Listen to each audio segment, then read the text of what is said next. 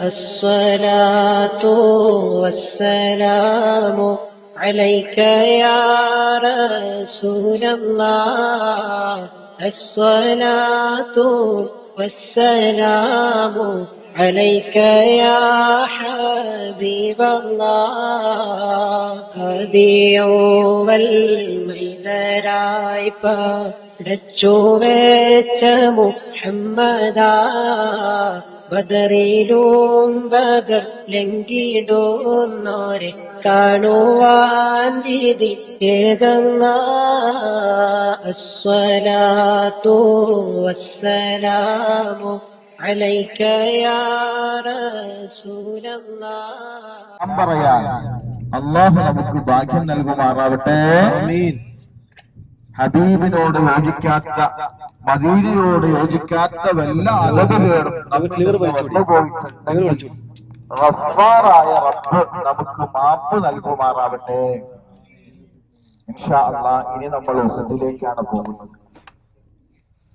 ഉഹദ് യുഹിബ്ബുനാ വനുഹിബ്ബുഹു ശഫീഉനാ മുഹമ്മദുർ റസൂലുള്ളാഹി സ്വല്ലല്ലാഹു അലൈഹി വസല്ലം. ഉഹദ് നമ്മെയും നാം ഉഹദിനെയും ഇഷ്ടപ്പെടുന്നു. മുഹമ്മദുർ റസൂലുള്ളാഹി സ്വല്ലല്ലാഹു അലൈഹി വസല്ലം, അല്ലാഹുവിന്റെ ഹബീബ് സ്വല്ലല്ലാഹു അലൈഹി വസല്ലം തങ്ങളെ നേരിട്ട് കണ്ട വസ്തുക്കളിൽ ഒരു മാറ്റവും സംഭവിക്കാതെ ഇന്ന് ബാക്കി നിൽക്കുന്നത് ഈ ഉഹദ് മാത്രമാണ്. സ്വർഗത്തിന്റെ കവാടത്തിൽ ഉഹദ് ഉണ്ട്. ഷഫീഉനാ മുഹമ്മദുർ റസൂലുള്ളാഹി സ്വല്ലല്ലാഹു അലൈഹി വസല്ലം, അല്ലാഹുവിന്റെ ഹബീബ് സല്ലല്ലാഹു അലൈഹി വസല്ലം തങ്ങൾക്ക് ഏറെ ഇഷ്ടമാണ് ഉഹദിനോട്. ഉഹദിന് തിരിച്ചിങ്ങോട്ടും ഇഷ്ടമാണ്. ഒരിക്കൽ മുത്തുനബി സല്ലല്ലാഹു അലൈഹി വസല്ലം തങ്ങൾ ഉഹദിന്റെ മുകളിൽ ഇങ്ങനെ കയറി നിൽക്കാൻ, കൂടെ സിദ്ദീഖ് തങ്ങളുണ്ട്, ഉമർ തങ്ങളുണ്ട്, ഉസ്മാൻ തങ്ങളുണ്ട്. സന്തോഷം കൊണ്ട് ഉഹദ് ഇങ്ങനെ കിടിലം കൊള്ളാൻ തുടങ്ങി. കാരണം 4 മഹാന്മാർ എന്റെ മുകളിൽ കയറി നിൽക്കുകയാണ്. ഉഹദിന് വല്ലാത്ത സന്തോഷമായി, വറക്കാൻ തുടങ്ങി. അള്ളാന്റെ ഹബീബ് സല്ലല്ലാഹു അലൈഹി വസല്ലം തങ്ങള് ഉഹദിനോട് പറഞ്ഞു, ഉസ്കുത് യാ ഉഹദ്, ഉഹദ് അടങ്ങി നിൽക്കണം. ആരാ നിന്റെ മുകളിലെന്നറിയോ? നബിയുൻ വസിദ്ദീഖുൻ വശഹീദാൻ. നബിയും സിദ്ദീഖും 2 ശുഹദാക്കളുണ്ട്. നേരത്തെ പ്രഖ്യാപിക്കാം മുത്തുനബി. ഉമർ തങ്ങളും ഉസ്മാൻ തങ്ങളും ഷഹീദാകും. ആ സംഭവം നടന്നത് ഉഹദിന്റെ മുകളിലാണ്. ഉഹദ് യുദ്ധത്തിൽ മുത്തുനബിക്ക് വെട്ടേറ്റപ്പോ മുത്തുനബിയെ എടുത്തുകൊണ്ട് ജിബ്രീൽ അലൈഹിസ്സലാത്തു വസ്സലാം കൊണ്ടുപോയി വെച്ചൊരു സ്ഥലമുണ്ട്. ഇപ്പൊ അങ്ങോട്ട് കയറാൻ കഴിയുന്നില്ല. നേരത്തെ കയറിയിരുന്നു.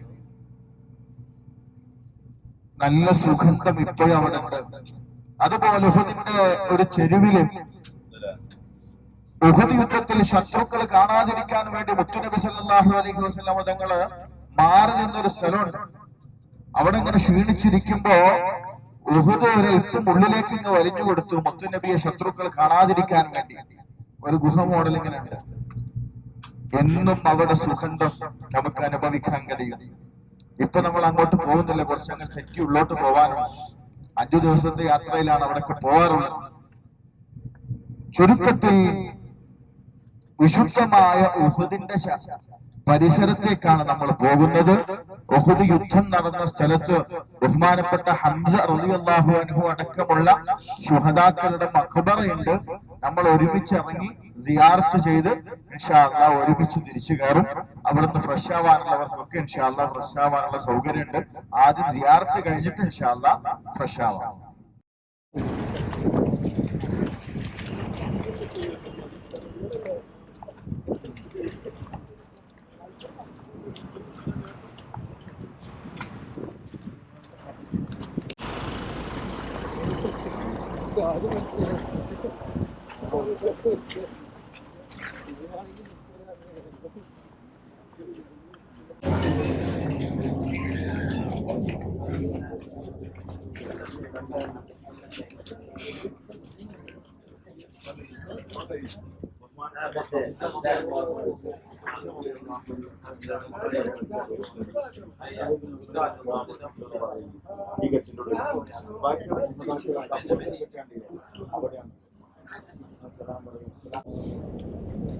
الحمد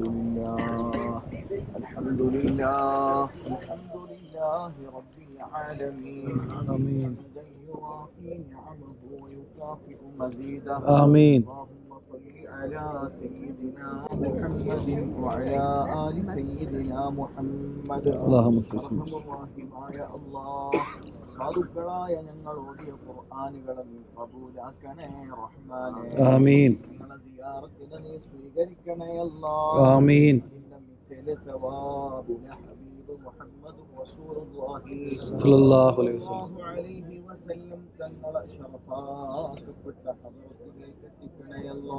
ആമീൻ. നീ ആദരിച്ച മുഴുവൻ അമ്പിയാക്കൾ, ഔലിയാക്കൾ, സ്വാലിഹീങ്ങൾ, സിദ്ദീഖീങ്ങൾ, ശുഹദാക്കളുടെ ഹദ്റത്തിലേക്ക് എത്തിക്കണേ അല്ലാ.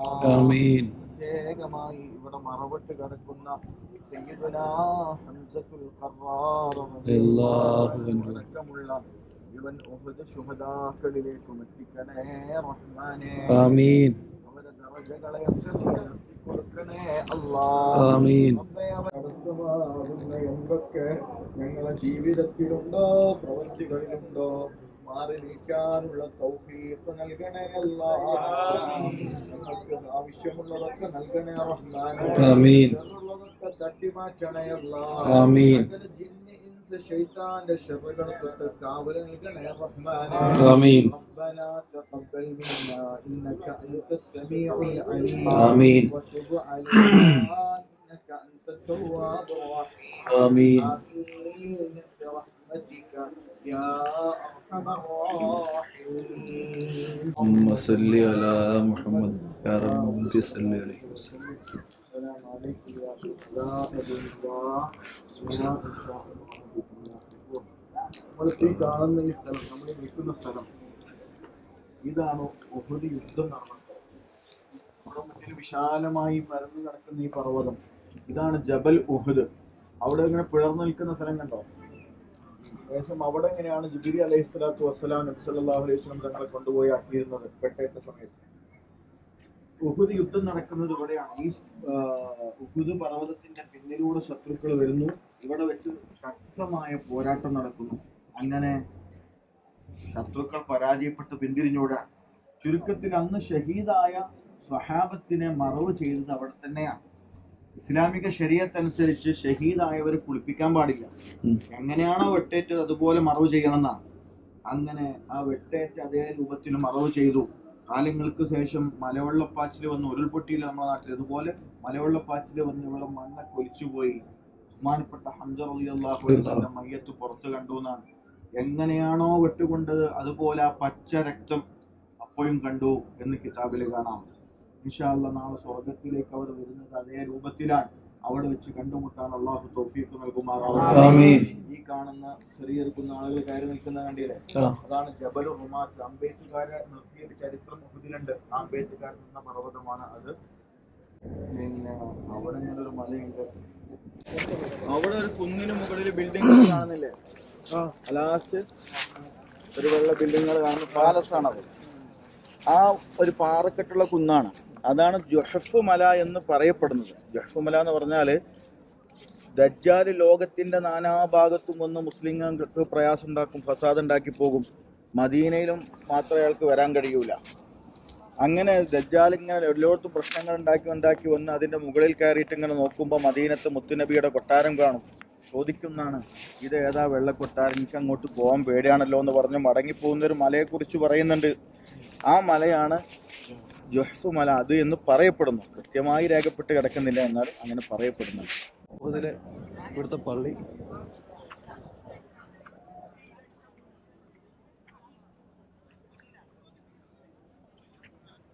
നമ്മുടെ ഉംറ യാത്രയുടെ പരിസമാപ്തിയിലേക്ക് എത്തിക്കൊണ്ടിരിക്കുകയാണ് കേട്ടോ. ഇൻഷാല്ലാ അപ്പം നമ്മൾ ഇവിടെ വന്നു, ഇത്രയൊക്കെ നമുക്ക് കാണാൻ പറ്റി. അത് പടച്ചവൻ്റെ മഹത്തായ ഒരു കുതിരത്താണ്. അൽഹംദുലില്ലാ, ഞാൻ അതിനോട് എപ്പോഴും പടച്ചവനോട് കടപ്പെട്ടവനായിരിക്കും. അൽഹംദുലില്ലാ, പടച്ചവനെ ഇവിടെയൊക്കെ വന്ന് കാണാനും ഇതിനെപ്പറ്റി ഈ ചരിത്ര കാര്യങ്ങളെല്ലാം പഠിക്കാനും ഒക്കെ പടച്ചവനെ നീ എല്ലാവർക്കും വിധി കൊടുക്കുക റബ്ബേ. ഇതോടുകൂടി നമ്മൾ പറഞ്ഞ പോയിന്റുകളെല്ലാം തീർന്നു. ഇനി പുസ്തകമെല്ലാം പറഞ്ഞു കഴിഞ്ഞാൽ നമുക്ക് കാണാമെന്നുള്ളതേ ഉള്ളൂ. ഇത് ഏകദേശം ഇവിടുത്തെ എല്ലാം തീർത്ത് നമ്മളിനിയിപ്പം നേരെ നമ്മുടെ റൂമിലേക്ക് തന്നെ പോവാണ് കേട്ടോ. ഇൻഷാ അല്ലാഹ്.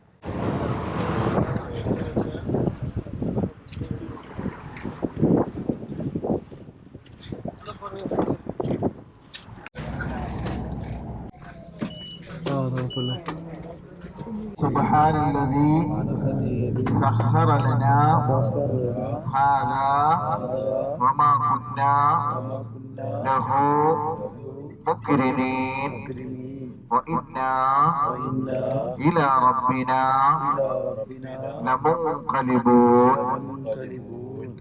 ഇൻഷാ അല്ലാഹ് ഇനി നമ്മൾ റിയാദിലേക്കുള്ള മടക്കയാത്രയിലാണ്. വിശാലമായി ഉറങ്ങാനും റെസ്റ്റ് എടുക്കാനൊക്കെ ഉള്ള സമയമാണ്. ഉച്ചയ്ക്ക് 2 മണി ഒക്കെ ആകും നിർത്താൻ. ഈ ഉഹദ് പർവ്വതം ഒരിക്കൽ ബഹുമാനപ്പെട്ട ജിബ്രീൽ അലൈഹിസ്സലാത്തു വസ്സലാം മുത്തുനബി സല്ലല്ലാഹു അലൈഹി വസല്ലം തങ്ങളോട് വന്ന് ചോദിക്കുന്നുണ്ട്, ഹബീബേ, ഞാൻ ഈ ഉഹദ് പർവ്വതം മുഴുവൻ നിങ്ങൾക്ക് സ്വർണ്ണമാക്കി തരട്ടെ?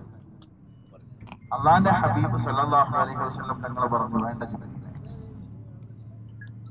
മഹാന്മാർ പറയുന്നത് കാണാം, ജിബ്രീൽ അലൈഹിസ്സലാത്തു വസ്സലാം ആ ചോദിക്കുന്നതോട് കൂടെ തന്നെ ഈ പർവ്വതം സ്വർണമായിട്ടുണ്ട് എന്ന് കിതാബുകളിലൊക്കെ കാണുന്നുണ്ട്. അതേസമയം നബി സല്ലല്ലാഹു അലൈഹി വസല്ലം തങ്ങള് അത്ര വലിയ സമ്പത്ത് ആഗ്രഹിച്ചിട്ടില്ല. ഒരിക്കൽ ബഹുമാനപ്പെട്ട ഉമർ ഇബ്നുൽ ഖത്താബ് റളിയല്ലാഹു അൻഹു മുത്തുനബിയുടെ വീട്ടിലേക്ക് വരാൻ വീട്ടിലേക്ക് വന്ന് അള്ളാന്റെ ഹബീബ് സല്ലല്ലാഹു അലൈഹി വസല്ലം തങ്ങളെ കണ്ട പാടെ 2 കണ്ണിൽ നിന്നും കണ്ണുനീർ ഇങ്ങനെ ഒലിച്ചുകൊണ്ടിരിക്കാം. നിൽക്കാതെ കണ്ണുനീരൊഴുകി ഇങ്ങനെ കരയുന്നത് കണ്ടപ്പോ മുത്തുനബി ചോദിച്ചു, ഉമറെ, എന്തു പറ്റി? ഉമർ തങ്ങളുടെ മറുപടി, ഹബീബേ, ഞാൻ എന്താണ് ഈ കാണുന്നത്? അങ്ങ് ലോകത്തിന്റെ നേതാവല്ലേ? അങ്ങയുടെ ശരീരത്തിൽ ഓലപ്പായയിൽ കിടന്നിട്ട് ആ ഓലയുടെ അടയാളം ഇങ്ങനെ കാണുന്നുണ്ടല്ലോ. ഇവിടെ കഴിക്കാനും ഭക്ഷണമില്ല, കേവലം 1-2 റൊട്ടി മാത്രമാണ് ഞാൻ ആ ചുമരിന്റെ അടുത്ത് കാണുന്നത്. അതേസമയം കിസ്റയും കൈസറും ഒക്കെ സുഖാഡംബരങ്ങളിൽ വാണുകൊണ്ടിരിക്കുമ്പോ ലോകത്തിന്റെ നേതാവായ അങ്ങ് ഇങ്ങനെ പ്രയാസപ്പെടുന്നല്ലോ. ഈ രംഗം ആലോചിച്ചിട്ടാണ് അള്ളാന്റെ ഹബീബെ ഞാൻ കരയുന്നതെന്ന് പറയുമ്പോ മുത്തുനബിയുടെ മറുപടി, ഉമറേ, അവർക്ക് ദുനിയാവും നമുക്ക് ആഖിറയാണ്. ദുനിയാവ് മുഅ്മിനൊരു ജയിലറയാണ്, ഇതൊരു ഇടത്താവളമാണ്. അനന്തകോടി വിശാലമായ കാലം ജീവിക്കാനുള്ള ആഖിറത്തെ ജീവിതത്തിനുള്ള അതിനാവശ്യമായ വസ്തുക്കളെ മുഴുവൻ സംഭരിക്കാൻ വേണ്ടി ഒരു ഇടത്താവളത്തിൽ ഇറങ്ങിയതാ നമ്മൾ. ഒരു കൃഷിസ്ഥലത്താണുള്ളത്. ഇവിടെ എങ്ങനെങ്കിലൊക്കെ ജീവിച്ചു കഴിഞ്ഞാൽ മതി. സുഖാഡംബരങ്ങളൊന്നും നമ്മൾ ആഗ്രഹിക്കേണ്ടതില്ല. നമുക്ക് വേണ്ടത് ആഖിറത്തിലെ വിജയമാണ്. അതാണ് യഥാർത്ഥ വിജയം. എന്ന് പറഞ്ഞാൽ ഇവിടെ ഇങ്ങനെ ഫക്കീറായി 5 വയസ്സില്ലാതെ നിൽക്കണം എന്നൊന്നല്ല അർത്ഥം. റബ്ബന ആതിനാ ഫിദ്ദുനിയ എന്ന ദുആ പഠിപ്പിച്ചിട്ടുണ്ട് മുത്തുനബി. ദുനിയാവിലും ഇസ്സത്ത് വേണം, അതേസമയം ആഖിറം നഷ്ടപ്പെടുന്ന ഒരു സമ്പത്ത് നമുക്കുണ്ടാവരുത്. ചില ആളുകൾക്ക് അങ്ങനെയാ, കച്ചവടങ്ങൾ പൊടിപൊടിച്ചാല് അല്ലെങ്കിൽ ജോലി തിരക്കായി കഴിഞ്ഞാൽ പിന്നെ നിസ്കാരം ഓർമ്മ ഉണ്ടാവില്ല, പിന്നെ ദിക്റുകളൊന്നും ഓർമ്മ ഉണ്ടാവില്ല.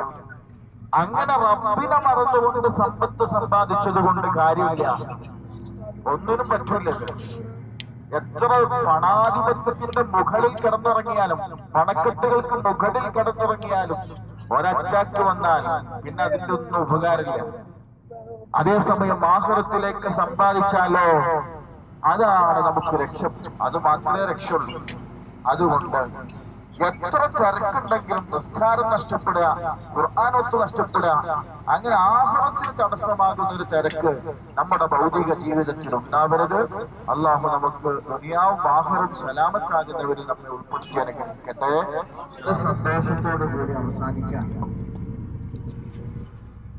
വല്ലാത്ത സന്തോഷം തോന്നിയിട്ടുണ്ട് എന്റെ ജീവിതത്തിൽ. വലിയൊരു അനുഭവം ചെന്നൊരു യാത്ര കൂടിയാണ്. ഇത്രയും ചെറുപ്പക്കാരെ കൂട്ടിയിട്ടുള്ള ഇത് നല്ല റാഹത്തില് ഒരേ പ്രായത്തിലുള്ള ആളുകളുടെ ഒരുമിച്ചുള്ള സന്തോഷമുള്ള ഒരു യാത്ര. വല്ലാതെ സന്തോഷം തോന്നുന്നത് 3 ദിവസമായി നമ്മൾ ഒരുമിച്ച് യാത്ര ചെയ്തപ്പോ ഒരാൾക്കും ഒരു പരാതിയുമില്ലാതെ എല്ലാവരും പരസ്പരം അങ്ങോട്ടും ഇങ്ങോട്ടൊക്കെ സഹകരിച്ച് എപ്പോ നോക്കിയാലും പുഞ്ചിരിച്ചുകൊണ്ട് ഉസ്താദി എന്ന് വിളിക്കുന്ന വല്ലാത്ത ഒരു യാത്ര. അള്ളാഹു നമുക്ക് വലിയ പ്രതിഫലം നൽകുമാറാവട്ടെ. ഇതുപോലെ സ്വർഗീയ ലോകത്ത് സംഗമിക്കാൻ അള്ളാഹു നമുക്ക് തൗഫീഖ് നൽകുമാറാവട്ടെ. എന്റെ പ്രിയപ്പെട്ടവരെ, ഇന്നലെ വരെയുള്ള നീയല്ല ഞാനല്ല ഇന്ന്. ഇന്നലെ വരെ പാപങ്ങൾ ചെയ്ത് കറുത്തിരുണ്ടുപോയ ഹൃദയത്തിന്റെ വക്താക്കളായിരുന്നു നമ്മൾ.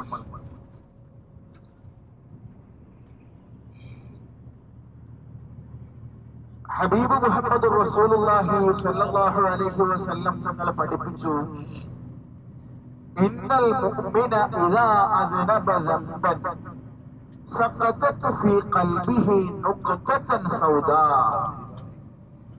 മുഅ്മിനായ ഒരു മനുഷ്യൻ ഒരു തെറ്റു ചെയ്താൽ അയാളുടെ ഹൃദയത്തിൽ കറുത്ത ഒരു പുള്ളി വീഴും.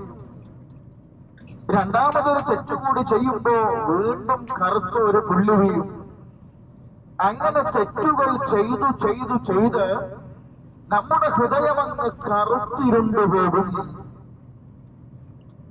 പിന്നീട് നന്മയുടെ ഒരു കിരണം പോലും പുറത്തേക്ക് വരാൻ കഴിയാത്ത വിധം ആ കറുപ്പ് നമ്മെ അങ്ങ് മൂടിക്കളയും, നമ്മുടെ ഹൃദയത്തെ അങ്ങ് മൂടിക്കളയും. ഈ ഒരു അവസ്ഥയിലായിരുന്നു നമ്മൾ ഇത്രയും കാലം ഉണ്ടായിരുന്നത്.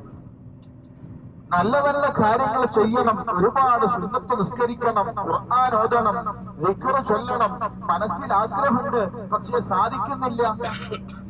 അതിന്റെ പ്രധാന കാരണം നമ്മൾ ചെയ്തു കൂട്ടിയ തിന്മകൾ നമ്മുടെ ഹൃദയത്തെ അങ്ങ് മൂടിക്കളഞ്ഞതാണ്.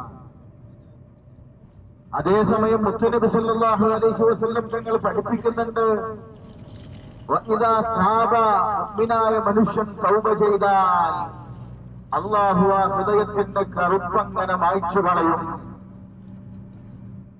എന്ന് നമ്മൾ സംശുദ്ധമായ ഹൃദയത്തിന്റെ വക്താക്കളാണ്. കാരണം കാമിലായ ഉംറ നിർവഹിച്ചവർക്ക് മുത്തുനബി സല്ലല്ലാഹു അലൈഹി വസല്ലം തങ്ങൾ നൽകിയ ഓഫർ, ഉമ്മ പ്രസവിക്കപ്പെട്ട സമയത്ത് നിങ്ങളൊക്കെ എത്ര പാപസുരക്ഷിതരാണോ അതുപോലെ നിങ്ങളെ കഴുകി വൃത്തിയാക്കി തരാമെന്നാണ്. ഇപ്പൊ നമ്മുടെ ഹൃദയം സംശുദ്ധമാണ്, ക്രിസ്റ്റൽ ക്ലിയർ ആണ്. ഒന്ന് മനസ്സ് വെച്ചാൽ, ഒന്ന് ആഗ്രഹിച്ചാൽ ഇൻഷാ അല്ലാഹ് സൃഷ്ടമുള്ള നമ്മുടെ ജീവിതം അത് നന്മകൾ നിറഞ്ഞ ജീവിതമാക്കി മാറ്റിയെടുക്കാൻ നമുക്ക് കഴിയും. അല്ലാഹു തൗഫീഖ് നൽകുമാറാവട്ടെ. ഉംറ കഴിഞ്ഞ് 40 ദിവസം അത് വളരെ പ്രധാനപ്പെട്ട ദിവസങ്ങളാണ്.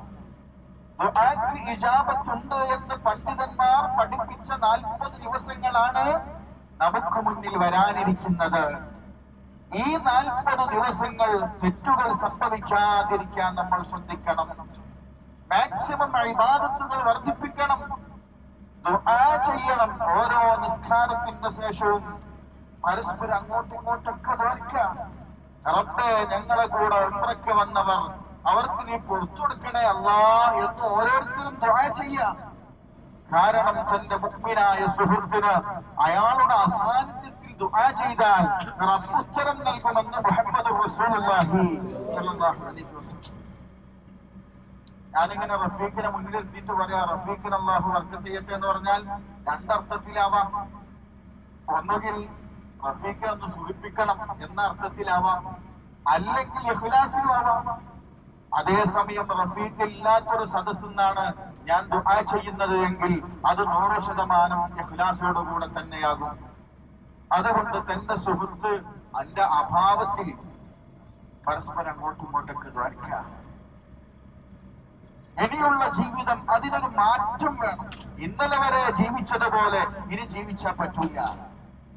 ഇന്നലെ വരെ പതിവാക്കിയിരുന്ന അതേ തെറ്റുകൾ നാളെയും നമ്മൾ ആവർത്തിക്കുകയാണെങ്കിൽ ഈ ഉംറ കൊണ്ട് നമുക്ക് ഫലം ഉണ്ടായിട്ടില്ല. ഇനിയൊരു മാറ്റത്തിന്, ഒരു പുനർവിചിന്തനത്തിന് നമ്മൾ തയ്യാറാവണം. ഇത്രയും കാലം എന്റെ ജീവിതത്തിൽ പതിവില്ലാത്ത ഒരു നന്മയെങ്കിലും ഒരു സുന്നത്തെങ്കിലും അതെന്തോ ടോയ്ലറ്റിൽ കയറുമ്പോ തലമറക്കുന്നതാവാം, എന്തോ ആവട്ടെ, ഏതെങ്കിലും ഒരു സുന്നത്ത് എന്റെ ജീവിതത്തിൽ ഞാൻ പതിവാക്കാൻ തീരുമാനിച്ചു എന്ന് പറയാൻ നമുക്ക് കഴിയണം. ഇത്രയും കാലം ഞാൻ ചെയ്തു പോന്നിരുന്ന ഒരു തെറ്റെങ്കിലും എന്റെ ജീവിതത്തിൽ നിന്ന് മാറ്റി നിർത്താൻ ഞാൻ തീരുമാനിച്ചു എന്നൊരു തീരുമാനമെടുക്കാൻ നമുക്ക് കഴിയണം. അപ്പോഴാണ് നമ്മുടെ ഉംറ അത് സ്വീകരിച്ച മഖബൂലായ ഉംറയാവുക. അല്ലാഹു തൗഫീഖ് നൽകുമാറാവട്ടെ. ഇനിയൊരു മാറ്റത്തിന് നമ്മൾ തയ്യാറാവണം. ഇബാദത്തിന്റെ കാര്യത്തിലൊക്കെ ഒരു ശ്രദ്ധ വേണം. ഞാനിന്നലെ പറഞ്ഞല്ലോ, ഇത് എപ്പോഴാ തീരാന്നറിയൂല, എപ്പോഴവസാനിക്കാം. എന്റെ നാട്ടിലൊരു ചെറുപ്പക്കാരൻ രാവിലെ ടറഫിൽ ഫുട്ബോൾ കളിക്കാൻ പോയതാണ്. നല്ല ചെറുപ്പക്കാരനാ. പള്ളിയിൽ ജമാഅത്തിന് വന്ന് സുബഹി നിസ്കാരം കഴിഞ്ഞ് ടറഫിൽ ഫുട്ബോൾ കളിക്കാൻ പോയതാണ്. നല്ലതാണ്, എക്സസൈസ് എടുക്കുന്നതൊക്കെ നല്ലതാണ്. അന്ന് കൂട്ടുകാരന്റെ വീട്ടിൽ സൽക്കാരമാണ്. ഉച്ചക്ക് ഭാര്യയോട് പറയുന്നു, മോളെ ഭക്ഷണത്തിന് ആവശ്യമുള്ള മാംസമൊക്കെ ഞാൻ വാങ്ങിയിട്ട് വരാം, ബാക്കിയുള്ളതൊക്കെ നീ തയ്യാറാക്കി വെച്ചോ എന്ന് പറഞ്ഞ് ഒരല്പനേരം എക്സസൈസിന് വേണ്ടി ഫുട്ബോൾ കളിക്കട്ടെ എന്ന് വിചാരിച്ച് ടറഫിൽ കളിക്കാൻ ഇറങ്ങിയ കൂട്ടുകാരൻ കളിക്കിടയിൽ മരണപ്പെടാൻ. ഞാനെന്ന് മരിക്കുമെന്ന് ചെറിയൊരു പ്രതീക്ഷ ഉണ്ടായിരുന്നുവെങ്കിൽ ആ കൂട്ടുകാരൻ അന്ന് സൽക്കാരം വെക്കൂല, വീട്ടില് അന്ന് കളിക്കാൻ പോവില്ല. ഇതാണ് മനുഷ്യന്റെ അവസ്ഥ. ആർക്കും എവിടെയും എപ്പോഴും സംഭവിക്കാവുന്ന ഒരു സത്യമാണ് മരണം. അത് നമുക്കാവാ, എപ്പോഴും മരിക്കാം. എപ്പോ മരിച്ചാലും സ്വർഗം കിട്ടണം. ആ ഒരു അവസ്ഥയിൽ നമ്മുടെ ജീവിതത്തെ ചിട്ടപ്പെടുത്തിയെടുക്കാൻ കഴിയണം. നമ്മ കൂടെ കമ്പനി അടിച്ച് കളി തമാശകളിൽ കൂടെ ഉണ്ടായിരുന്നവർ ഒരാളും നമ്മുടെ കൂടെ ഖബറിലേക്ക് വരില്ല. ഖബറിന്റെ കൂരിരുട്ടിൽ നമ്മൾ ഒറ്റയ്ക്ക് കിടക്കേണ്ടവരാണ്. ഇന്നലെ വരെ എന്റെ കൂടെ ഉണ്ടായിരുന്ന എന്റെ പ്രിയപ്പെട്ട കൂട്ടുകാരൻ പെട്ടെന്ന് മരിച്ചുപോയതിൽ സങ്കടപ്പെട്ട് നമ്മുടെ പ്രിയപ്പെട്ട കൂട്ടുകാർ കരയുന്നുണ്ടാകാം. പക്ഷേ അവർ ലൈറ്റ് ഓൺ ചെയ്ത് AC ഇട്ട റൂമിൽ ഇരുന്നാണ് കരയുന്നത്. അതേസമയം ഞാനോ പള്ളിക്കാട്ടിൽ 6 അടി മണ്ണിൽ കൂരിരുട്ടിൽ ഇങ്ങനെ നിൽക്കാൻ. എനിക്ക് എന്റെ ശരീരത്തിൽ നിന്ന് റൂഹ് നഷ്ടപ്പെട്ടിട്ടേ ഉള്ളൂ, ബുദ്ധി നഷ്ടപ്പെടില്ല. എല്ലാം നമ്മൾ അറിയും. ഞാനത് വിശദീകരിക്കല്ല. ചുരുക്കത്തിൽ എപ്പോ മരണം സംഭവിച്ചാലും, ഇന്ന് ഞാൻ മരിച്ചാൽ നാളെ എനിക്ക് സ്വർഗം കിട്ടും എന്ന് പറയുന്ന ഒരവസ്ഥയിലേക്ക് നമ്മുടെ ജീവിതത്തെ ചിട്ടപ്പെടുത്തിയെടുക്കണം. ഇന്നലെ ഞാൻ പറഞ്ഞല്ലോ, നരക ജീവിതം അത് നമുക്ക് സഹിക്കാവുന്നതിലപ്പുറമാണ്. അല്ലാഹു നമുക്ക് ഒരുപാട് നന്മകൾ ചെയ്യാൻ തൗഫീഖ് നൽകുമാറാവട്ടെ. നരകത്തെ തൊട്ട് നമ്മെയും നമ്മുടെ കുടുംബത്തെയും അല്ലാഹു കാത്തുരക്ഷിക്കുമാറാവട്ടെ. അതുകൊണ്ട് ഒരു മാറ്റത്തിന് ഈ ഉംറയോടുകൂടെ എന്റെ ജീവിതത്തിൽ ഒരു മാറ്റമുണ്ടാക്കി എന്ന് പറയാൻ നമുക്ക് കഴിയണം. പ്രത്യേകിച്ച് നിസ്കാരത്തിന്റെ കാര്യത്തിൽ നമുക്കൊരു ശ്രദ്ധ വേണം. നിസ്കാരം അത് വളരെ ഗൗരവമാണ്. നബി സല്ലല്ലാഹു അലൈഹി വസല്ലം തങ്ങള് നിസ്കാരത്തെ പരിചയപ്പെടുത്തിയത്